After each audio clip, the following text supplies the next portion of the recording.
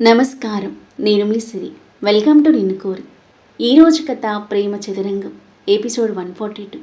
రచించిన వారు బృందా గారు. ఇక కథలోకి వెళ్తే, యూ డోంట్ వరీ, మేము చూసుకుంటాం అని ఈశాన్వి అదవ్లకు చెప్పి ఫస్ట్ ఎయిడ్ కిట్ తీసుకొని డాక్టర్ నర్స్తో పాటు లోపలికి వెళ్ళగా ఇషు అదవ్ హ్యాపీగా హైఫై ఇచ్చుకొని రిలీఫ్గా బ్రీత్ తీసుకొని ఇంటికి బయలుదేరారు.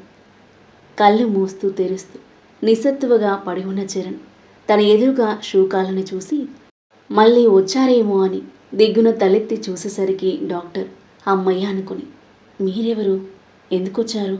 నీరసంగా అడుగుతూ నిలబడ్డ అతన్ని పట్టుకొని సోఫాలో కూర్చోబెట్టారు డాక్టర్ నర్స్. ట్రీట్మెంట్ చేయడానికి వచ్చాను, ఇప్పుడు వెళ్ళారు కదా, వాళ్ళే కాల్ చేసి రమ్మని చెప్పారు అని డాక్టర్ చెప్పడంతో ఆశ్చర్యపోవడం చరణ్ వంతైంది. దెబ్బలు కొట్టి వాళ్ళ ట్రీట్మెంట్ చేయమని కాల్ చేశారా? మహానుభావులు, ఎంత మంచివారు. మంచి వాళ్ళ కోపం వస్తే అది మామూలుగా ఉండదని విన్నాను. అది ఇప్పుడు కళ్ళారా చూశాను. వామ్మో, మామూలు కాదు. పూజకి ఇంత పవర్ఫుల్ ఫ్రెండ్స్ ఉన్నారని తెలిస్తే అసలు దానివైపు కన్నెత్తి చూసేవాడిని కూడా కాదు అని మనసులో అనుకుంటూ తన బ్లడ్ క్లీన్ చేస్తున్న డాక్టర్ వైపు చూశాడు. డాక్టర్, నన్ను కొట్టిన వాళ్ళిద్దరి మధ్య ఉన్న రిలేషన్ ఏంటి అని అడిగాడు తన డౌట్ క్లియర్ చేసుకోవడానికి. వాళ్ళిద్దరూ wife and husband. Wife and హస్బెండా? ఇద్దరికిద్దరు ఫైర్ బ్రాండ్స్లా ఉన్నారు. మేడ్ ఫర్ ఈచ్ అదర్ అనడానికి పర్ఫెక్ట్ ఎగ్జాంపుల్. తుక్కు కొట్టారు. నా జీవితంలో ఇలాంటి రోజు ఒకటి వస్తుందని అస్సలు ఊహించలేదు. నా అదృష్టం బాగుండి ప్రాణాలతో బయటపడ్డాను అని మనసులో అనుకుంటూ డాక్టర్కి కాటన్ అందిస్తున్న నర్స్ వైపు చూశాడు చరణ్. వావ్, చాలా బాగుంది అని మనసులో అనుకుంటూ అంతలోనే అదవ్ ఉగ్రరూపం గుర్తొచ్చి తల గట్టిగా విదిల్చాడు. అమ్మో, అమ్మాయిలను తప్పుగా అస్సలు చూడకూడదు అని లెంపలు వేసుకొని చూపు మరల్చుకున్న చరణ్ నీరసంగా సోఫాలో వెనక్కి వాలి అలాగే స్ప్రో కోల్పోయాడు. బ్లడ్ ఫ్లో ఆగడానికి తలకు కట్లు కట్టేసి అతని అంబులెన్స్లో హాస్పిటల్కి తరలించారు డాక్టర్. అదవ్ ఇష్యూలు ఎప్పుడెప్పుడు వస్తారా అని టెన్షన్తో కూడిన ఆతృతతో గార్డెన్లో కూర్చొని ఎదురు చూస్తున్నారు ప్రేమ్, పూజ. వాళ్ళ ఎదురుచూపులకు తెరదించుతూ అదవ్ ఇషు ఇంటికి చేరుకున్నారు. లేచి పరిగెత్తుకుంటూ దగ్గరికి వెళ్లారు ప్రేమ్, పూజ. అదవ్ ఇషు, ఏం జరిగింది? ఆ చరణ్ గాడిని ఏం చేశారు అని అడిగాడు ప్రేమ్. వాళ్ళ సమాధానం కోసం ప్రేమ్, పూజ వాళ్ళ మొహాల్లోకి మార్చి చూస్తున్నారు. వాడి చాప్టర్ క్లోజ్ చేశాన్రా, ఇక ఎలాంటి టెన్షన్ లేదు. అదవ్ మాటలకు క్లోజ్ చేశారా? వాణ్ణి చంపేశారా ఏంటి? షాకింగ్గా అడిగాడు ప్రేమ్.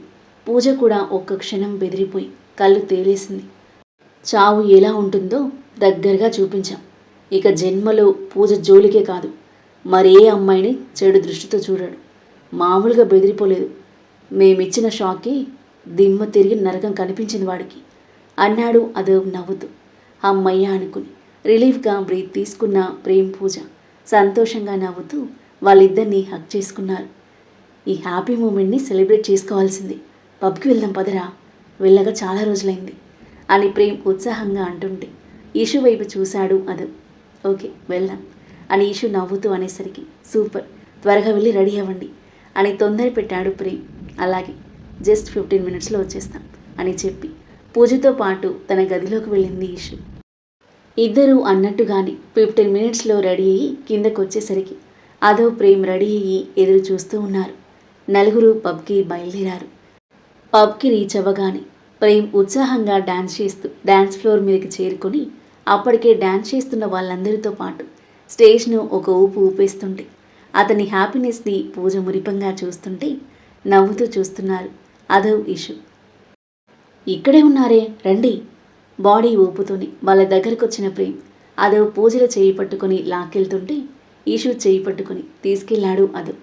ఒక పెద్ద సమస్య తొలగిపోయి అందరి మనసుల్లో ప్రశాంతత చోటు చేసుకోవడంతో హ్యాపీగా డాన్స్ చేయడం మొదలుపెట్టారు. పార్టీ లైట్స్తో ఫాస్ట్ బీట్ మ్యూజిక్ వాళ్ళలో ఉత్సాహాన్ని నింపుతూ ప్రియమైన వారు చెంతన ఉండేసరికి ఎలాంటి టెన్షన్లు లేకుండా ఈ లోకాన్ని మరిచి చిందులు వేయసాగారు నలుగురు. అరగంట పాటు డాన్స్ స్టేజ్ను ఊపేసి అలసిపోయి టేబుల్ దగ్గర కూర్చున్న నలుగురు ఒకరినొకరు చూసుకొని మనసారా నవ్వుకున్నారు. సార్ ఆర్డర్, బేరర్ రాగా Adav Prem hot drinks order చేస్తే ఇషు పూజ సాఫ్ట్ డ్రింక్ ఆర్డర్ చేశారు. డ్రింక్ సిప్ చేస్తూ స్టార్టర్స్ తింటూ జాలీగా మాట్లాడుకుంటూ ఆ హ్యాపీ మూమెంట్ని ఎంజాయ్ చేస్తున్నారు. సామ్రాట్తో ఫోన్ మాట్లాడి పెట్టేసి సోఫాలో కూర్చొని టీవీ చూస్తున్న సుశీల నాగభూషణ్ దగ్గరికి వచ్చింది అనిక. మీ మనవడు రావడానికి లేట్ అవుతుందట, మీరు తినేసి పడుకోండి, నేను వెయిట్ చేస్తాను. మాకిప్పుడేం ఆకలిగా లేదమ్మా, వాడొచ్చాక అందరం కలిసి తిందాంలే అన్నాడు నాగభూషణ్. అదేం కుదరదు, మీరు షుగర్ టాబ్లెట్స్ వేసుకోవాలి కదా తాతయ్య, లేట్ అవుతే ఇలా? సామ్రాట్ రావడానికి కనీసం గంటైనా పడుతుంది. ఇప్పటి వరకు తినకుండా ఏం చేస్తున్నారని కోప్పడతాడు మీ ముద్దుల మనవడు. రండి. ఇద్దరి చేతులు పట్టుకుని చొరవగా లాగడంతో మనవరాల్ని మురిపంగా చూస్తూ లేచి తనతో పాటు కదిలారు సుశీల నాగభూషణ్. తాతయ్య, ఈరోజు అమ్మమ్మ ట్రైనింగ్తో పప్పు సాంబార్ నేనే చేశాను. ఫస్ట్ టైం చేశా, ఎలా ఉందో చెప్పు అని సంబరపడిపోతూ తనే ఇద్దరి ప్లేట్లలో వడ్డిస్తుంది అనిక. నీకెందుకమ్మా శ్రమ, మీ అమ్మమ్మ చేసేది కదా. మీకు మీ ఆవిడ చేతి వంట తినాలని ఉన్నట్టు మా ఆయనకు నా చేతి వంట తినాలని ఉంటుంది కదా. అనిక మాటలకు ఇద్దరు నవ్వేసి ముద్ద కలిపి నోట్లో పెట్టుకొని టేస్ట్ చూశారు. చాలా బాగుందమ్మా, మీ అమ్మమ్మ కన్నా బాగా చేసావు. అంతా అబద్ధం, ఇప్పుడు నిజం చెప్పండి. బాగుందమ్మా, మొదటిసారైనా బాగా కుదిరింది అని నాగభూషణ్ పొగిడితే నిజంగా మంచిగా ఉందమ్మా, నీకు వంట చేయడం వచ్చేసినట్టే అంది సుశీల మెచ్చుకోలుగా. తెగ మురిసిపోయింది అనిక. రా, నీకు తినిపిస్తాను అని మనవరాలి చేయి పట్టి లాగి పక్కన కూర్చోబెట్టుకుంది సుశీల. నేను తర్వాత తింటాలే అమ్మమ్మ, మీరు తినేయండి. ఇప్పుడు కొంచెం తిను, వాడొచ్చాక ఇంకొంచెం తిను అని ఆప్యాయంగా ముద్ద కలిపి తన నోటి దగ్గర పెట్టింది సుశీల. హ్యాపీగా చూస్తూ తినేసిన అనిక టేస్ట్కి తనే షాక్ అయిపోయింది. నిజంగానే బాగుందమ్మమ్మ, నీ రెసిపీ సూపర్ అని హ్యాపీగా ఫీల్ అవుతూ సుశీల తినిపిస్తుంటే కొంచెం కాదు కడుపు నిండుగా తినేసింది. కాసేపు గార్డెన్లో సరదాగా వాకింగ్ చేసి ఎవరి గదిలోకి వాళ్ళు వెళ్ళారు. అనిక మనతో ఎంత బాగా కలిసిపోయిందండి. పెద్దింటి పిల్ల మనతో ఇముడుతుందో లేదో అనుకున్నాను, కానీ చక్కగా కలిసిపోయింది. అలవాటు లేని పనులన్నీ నేర్చుకోవడానికి ప్రయత్నిస్తుంది. మన వాడికి తల్లిదండ్రులను దూరం చేసి తప్పు చేసిన భగవంతుడు తల్లిలా ప్రేమగా చూసుకునే భార్యనిచ్చి ఆ తప్పును సరిదిద్దుకున్నాడు. ఎమోషనల్ అవుతున్న సుశీలను దగ్గరికి తీసుకున్నాడు నాగభూషణ్. మందులు వేసుకున్నారా అంది కళ్ళనీళ్ళు తుడుచుకుంటూ. వేసుకుంటాను అని తనని వదిలి నాగభూషణ్ టాబ్లెట్స్ వేసుకుని పడుకోగా ప్రశాంతంగా నిద్రకు ఉపక్రమించింది సుశీల. మరోవైపు అనిక ఫోన్లో రీల్స్ చూస్తూనే అలాగే నిద్రలోకి జారుకుంది. కాసేపటికి కాలింగ్ బెల్ మోగడంతో మేల్కొని వెళ్ళి డోర్ తీసింది. పడుకున్నావా? తినేశాను కదా, నిద్ర పట్టేసింది. తినేసావా? నా కోసం వెయిట్ చేస్తా అన్నావు. లోపలికి వచ్చి డోర్ పెడుతూ అడిగాడు సామ్రాట్. అన్నాను, కానీ అమ్మమ్మ తినిపిస్తుంటే తినేసా. హ్యాపీగా చూశాడు సామ్రాట్ ఆమె వైపు. త్వరగా బాచేసి వచ్చి, ఆల్రెడీ 11 అయిపోయింది, చాలా లేట్ అయింది అంది అతని బ్యాగ్ తీసుకుంటూ. నువ్వు పడుకో, నేను తింటాను. కానీ దయ్యంలాగా ఒక్కడివే తింటావా? నేను కంపెనీ ఇస్తాలే చిన్నగా నవ్వి టవల్ తీసుకుని వెళ్ళి ఫాస్ట్గా బాచేసి వచ్చాడు సామ్రాట్. నీకో సర్ప్రైజ్ ఉంది అంది అతనితో పాటు డైనింగ్ టేబుల్ దగ్గరికి నడుస్తూ. ఏంటో అది క్యూరియాసిటీతో అడిగాడు. చెప్తాను, ఫస్ట్ తిను అతనికి వడ్డించి పక్క కూర్చుంది. ఆకలిగా ఉండడంతో ఫాస్ట్గా లాగించేస్తున్న సామ్రాట్ని చెంప కింద చేయి పెట్టుకుని చిరునవ్వుతో చూస్తూ ఉంది అనిక. తినేసి హ్యాండ్ వాష్ చేసుకుని, ఇప్పుడు చెప్పు ఏంటో సర్ప్రైజ్ అని అడిగాడు నాప్కిన్తో తడి చేతులు తుడుచుకుంటూ. పప్పు సాంబార్ ఎలా ఉన్నాయి? బాగున్నాయి, కాస్త ఎక్కువ తినేశాను కూడా అన్నాడు బుజ్జి పొట్టను నిమరుకుంటూ. ఎవరు చేశారు చెప్పు? ఇంకెవరు, నానమ్మనే కదా. కాదు, నేనే చేశాను. దిగ్గున తల తిప్పి ఆశ్చర్యంగా చూశాడు. నువ్వు చేశావా? నిజంగానా? నేనే అంది క్యూట్ నవ్వుతో మెలికలు తిరిగిపోతూ. సూపర్, అసలు అచ్చం నానమ్మలానే చేశావు. నేను గుర్తే పట్టలేదు. నానమ్మ దగ్గరే నేర్చుకున్నా. ఆర్తిగా చూశాడు సామ్రాట్. అన్ని పనులు నేర్చుకుంటూ ఒక నార్మల్ వైఫ్లా తనకి నచ్చినట్టుగా తనని తాను మార్చుకుంటున్న అనికని చూసి ముచ్చటేసింది అతనికి. ప్రేమగా తన భుజం చుట్టూ చేయి వేసి దగ్గరికి తీసుకున్నాడు. నెక్స్ట్ మంత్ నుండి పనమ్మాయిని పెట్టుకుందాం, నీకు ఇబ్బంది లేకుండా ఉంటుంది. ఇప్పుడేం వద్దులే, నాకేం ఇబ్బంది లేదు. అయినా ఖాళీగా ఉండి ఏం చేస్తాను? ఆఫీస్కి వచ్చి నీతో పాటు ఎలాగో కష్టపడలేను. ఈ చిన్న పనులు కూడా చేసుకోకపోతే ఎలా? చాలా మారిపోయావను. నువ్వు కూడా నా కోసం చాలా మారిపోయావుగా. నీకోసం ఈ మాత్రం మారకపోతే ఎలా? అనిక మాటలకు ప్రేమగా చూస్తూ తల ఉంచి ఆమె పెదాలపై చటుక్కున ముద్దిచ్చాడు. అనిక బుగ్గల్లో సిగ్గు మందారాలు విరబూసాయి. ఎవరైనా చూస్తారు అంది మెల్లిగా. ఇది దయ్యాలు తిరిగే టైం.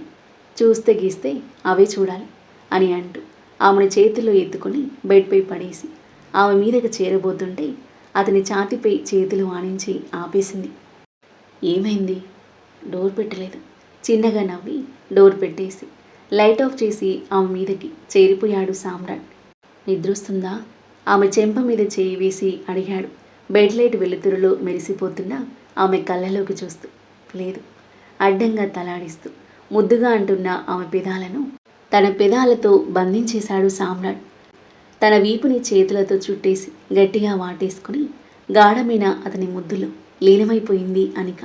ఆమె పెదాలను కాంక్షగా ముద్దాడి ఎర్రగా చేసి తన మీద నుండి లేచి పక్కకు వాలిపోయిన సామ్రాట్ అనికను తన దగ్గరికి లాక్కున్నాడు. అతని వెచ్చని కౌగిలిలో హాయిగా ఒదిగిపోయింది అనిక. డిన్నర్ చేసి మధ్యరాత్రి అవుతుండగా ఫ్లాట్కి చేరుకున్నారు అదవ్ వాళ్ళు. గుడ్ నైట్ చెప్పి ఇషు పూజ పైకి వెళ్ళగా ప్రేమ్ రూమ్లోకి వెళ్ళి మత్తుగా పడుకున్నారు అదవ్ ప్రేమ్. మార్నింగ్ 6 గంటలు. ఆగకుండా మోగుతున్న పూజ ఫోన్కి మెలకువ వచ్చి కళ్ళు తెరిచిన ఇషు పూజ ఫోన్ అందుకుని చూసింది. తన ఇంటి నుండి. పూజ, ఇంటి నుండి కాల్, మాట్లాడు అని తట్టి లేపడంతో కళ్ళు తెరిచి ఫోన్ తీసుకుని చెవి దగ్గర పెట్టుకుంది పూజ. హలో పూజ, నానమ్మ ఫోన్ చేసింది ఇప్పుడే చరణ్ గురించి. రామ మాటలు వినగాని వాళ్ళకి ఏం తెలిసిందో అని కంగారు పడుతూ దిగ్గున లేచి కూర్చుంది. చరణ్ గురించా? ఏమైందమ్మా అని అడిగింది టెన్షన్ దాచుకుని. ఆ అబ్బాయికి పెద్ద యాక్సిడెంట్ అయిందట. టిప్పర్ లారీ వచ్చి గుద్దేసిందట. ఆ మాటలు విని పూజ ఇషు వైపు నవ్వుతూ చూడగా ఆ నవ్వుతూ జత కలిపింది ఇషు. అలాగా అమ్మా, ఎలా ఉన్నాడు ఇప్పుడు అడిగింది ఏమీ తెలియనట్లుగా. తలకు పెద్ద గాయాలయ్యాయట, కానీ ప్రమాదమేం లేదట. మనల్ని మోసం చేయాలని చూశారు. పైనున్న దేవుడు చూస్తూ ఊరుకుంటాడా? వెంటనే చూపించాడు. ఇప్పటికైనా బుద్ధొస్తే చాలు అంది రమ. అవునమ్మా, అలాంటి ఎదవలకు అలాగే జరగాలి. నువ్వు జాగ్రత్తగా ఉండు పూజ. అసలే వాడు బెదిరించి మరీ వెళ్ళాడు. నా గురించి టెన్షన్ పడకమ్మా, వీళ్ళంతా ఉన్నారుగా అంది ఇషు వైపు నవ్వుతూ చూస్తూ. సరేరా, బాయ్. బాయ్ అమ్మా ఫోన్ పెట్టేసి ఇషు వైపు చూసిన పూజ. ఆ చరణ్ను గుద్దిన టిప్పర్ లారీ మీరే అని తెలియదు అమ్మకి అని నవ్వుతూ తనని హగ్ చేసుకుంది. ఫ్రెష్ అయ్యిరా, కాఫీ కలుపుతాను. పూజ బెడ్ దిగి కిచెన్లోకి వెళ్ళగా వాష్రూమ్లోకి కదిలింది ఇషు. కాఫీ ప్రిపేర్ చేసి ఇషుకి ఇచ్చి ప్రేమ్ అదవ్కి ఇవ్వడానికి కాఫీ ట్రేతో కిందకొచ్చేసరికి అదవ్ పుషప్ చేస్తుంటే పక్కన చైర్లో కూర్చుని కొనికిపాట్లు పడుతున్నాడు ప్రేమ్. నవ్వొచ్చింది పూజకి. Good morning Adav. మార్నింగ్ పూజ.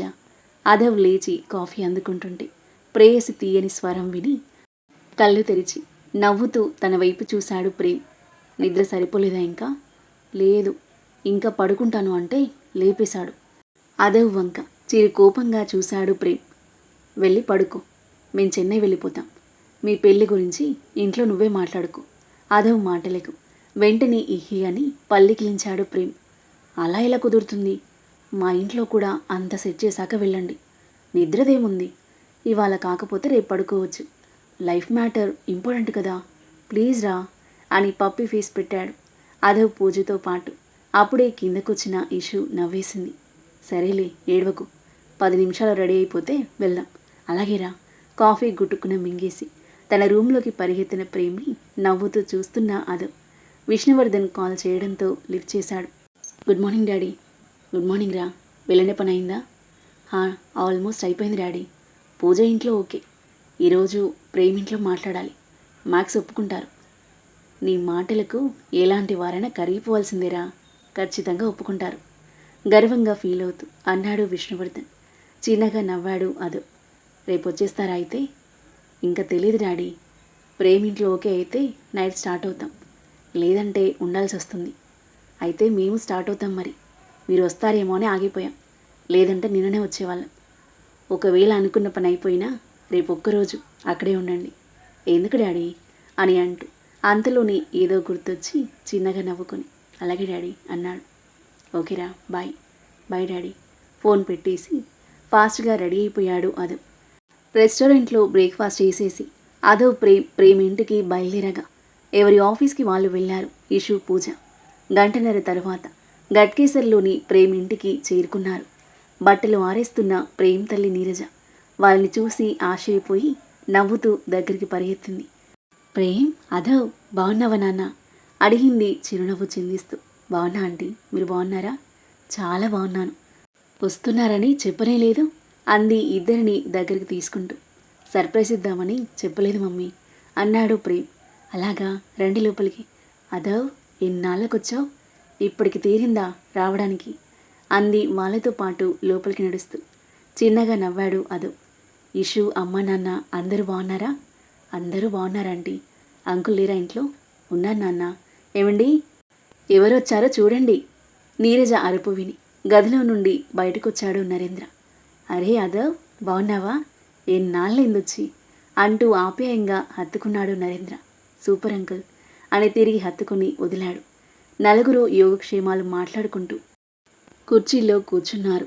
నీరజ అందించిన కాఫీ తాగేసి మాటల్లో మాటగా, అంకుల్, ప్రేమ్కి సంబంధాలు చూస్తున్నారా అని అడుగుతూ వాళ్ళ టాపిక్లోకి వచ్చాడు మధు. ఎప్పటి నుండో చూస్తున్నాం, కానీ వీడు నచ్చితేగా. నువ్వైనా చెప్పదవ్. వాడితో పాటు పుట్టిన వాళ్ళందరికీ 2 పిల్లలు కూడా ఉన్నారు. వీడేమో పిల్లను చూడ్డానికి కూడా రావట్లేదు అంది నీరజ ప్రేమ్ను చిరు కోపంగా చూస్తూ. వాడు ఆల్రెడీ పిల్లని చూసుకున్నాక ఇంకా వేరే పిల్లలను ఎందుకు చూస్తాడు? అదవ్ అంత డైరెక్ట్గా చెప్పేసరికి ప్రేమ్ గతుక్కుమంటే నీరజ నరేంద్ర తెల్లబోయి మొహాలు చూసుకున్నారు. ఏమంటున్నావు నాన్న? వేరే పిల్లని చూసుకున్నాడా అడిగింది నీరజ షాకింగ్గా. హా, నాకు నిన్ననే తెలిసిందాంటీ. ఆ విషయం మాట్లాడాలని వాణ్ణి తీసుకొచ్చాను, కాదు బలవంతంగా లాక్కొచ్చాను. నీరజ నరేంద్ర ఏమీ అర్థం కాక అయోమయంగా చూస్తుంటే అదవ్ ఏం చెప్పబోతున్నాడో తెలియని ప్రేమ్ ఇన్నోసెంట్ ఫేస్ పెట్టుకుని చూస్తున్నాడు. నిన్న వీడేం చేశాడో తెలుసా మీకు? నాకైతే ఫుల్గా కోపం వచ్చింది, కొట్టేశాను కూడా. ఎందుకదవ్, ఏం చేశాడు వీడు కలవరపడుతూ అడిగింది నీరజ. ఏం చేశాడా? తప్ప తాగి తిండి తినకుండా పిచ్చోళ్ళ పడున్నాడు ఫ్లాట్లో. షాక్ అయిపోయి చూశారు ఇద్దరు. ఎందుకో తెలుసా? వీడు ప్రేమించిన అమ్మాయికి నిన్న పెళ్లి చూపులు. ఆ అమ్మాయి తనకు దూరం అయిపోతుందని బాధలో పిచ్చోడైపోయాడు. ఆ అమ్మాయి గురించి మీకు చెప్పాడా అంకుల్? అదవ్ అడుగుతుంటే ప్రేమ్ వైపే షాక్తో చూస్తున్న నీరజ నరేంద్ర చెప్పలేదన్నట్టుగా తల అడ్డంగా ఊపారు. మీకు చెప్పలేదు, నాకు చెప్పలేదు, సరే ఆ అమ్మాయి కూడా చెప్పలేదు. ఎవరికి చెప్పకుండా వాడిలో వాడే కుమిలిపోతున్నాడు అంకుల్. ఎందుకు చెప్పలేదురా అంటే, మా ఇంట్లో ప్రేమ పెళ్లికి ఒప్పుకోరు అంటున్నాడు. ఒప్పుకోరా అంటే మీరు అని అడిగాడు. అదవ్ తెలివికి మామూలుగా షాక్ అవ్వలేదు ప్రేమ్. క్రిటికల్ ప్రాబ్లమ్ని చాలా స్మూత్గా డీల్ చేస్తున్న ఫ్రెండ్ని మెచ్చుకుంటూ లోపల హ్యాపీగా ఫీల్ అవుతూ పైకి మాత్రం బిక్కమొహం వేసుకుని చూస్తున్నాడు. ఎందుకు ఒప్పుకున్నానా? వాడి సంతోషం కన్నా మాకేది ఎక్కువ కాదు. ఎవరికి చెప్పకుండా వాడిలో వాడే బాధపడితే ఎలా? నీరజ కళ్ళలో నీళ్లు నిండాయి. నరేంద్ర మాత్రం కాస్త గంభీరమైన వదనంతో చూస్తున్నాడు ప్రేమ్ వైపు. నేను అదే చెప్పానంటీ. ఆంటీ అంకుల్ అర్థం చేసుకుంటారు, చెప్పాల్సింది అని. పెళ్లి చూపులంటేనే తాగి పిచ్చోడైపోయాడు. ఇంకా అమ్మాయికి పెళ్ళైతే వాడు తట్టుకోగలడా? ఆ అమ్మాయిని మర్చిపోలేక రోజు తాగి తాగి వాడి జీవితాన్ని నాశనం చేసుకుంటాడు. మళ్ళీ పెళ్లి చేసుకోవడం కూడా కష్టమే. ఆ బాధలో ఇంకా ఏమైనా చేసుకోవచ్చు. ఆ ఊహకే భయం వేసింది నీరజ నరేంద్రలకు. బెదురుగా చూశారు. కొడుకు ప్రేమను ఒప్పుకోకపోతే ఏం జరుగుతుందో చెప్పి వాళ్ళలో ఒక భయాన్ని క్రియేట్ చేశాడు అదవ్. ఆ తర్వాత ఏం జరగబోతుంది?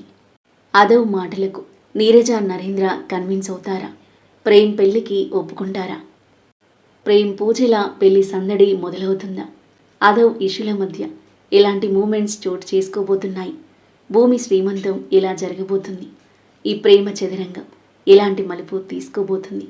అద్భుతమైన కథనంతో ఊహకందని మలుపులతో మనసును హత్తుకునే సన్నివేశాలతో ఎంతో ఆసక్తిగా సాగి ఈ కథ యొక్క నెక్స్ట్ ఎపిసోడ్ కోసం మన నెక్స్ట్ వీడియో చూడండి.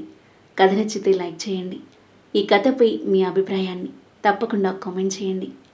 ఇంకా ఇలాంటి ఇంట్రెస్టింగ్ స్టోరీస్ కోసం మన ఛానల్ని సబ్స్క్రైబ్ చేయండి. Thank you for listening.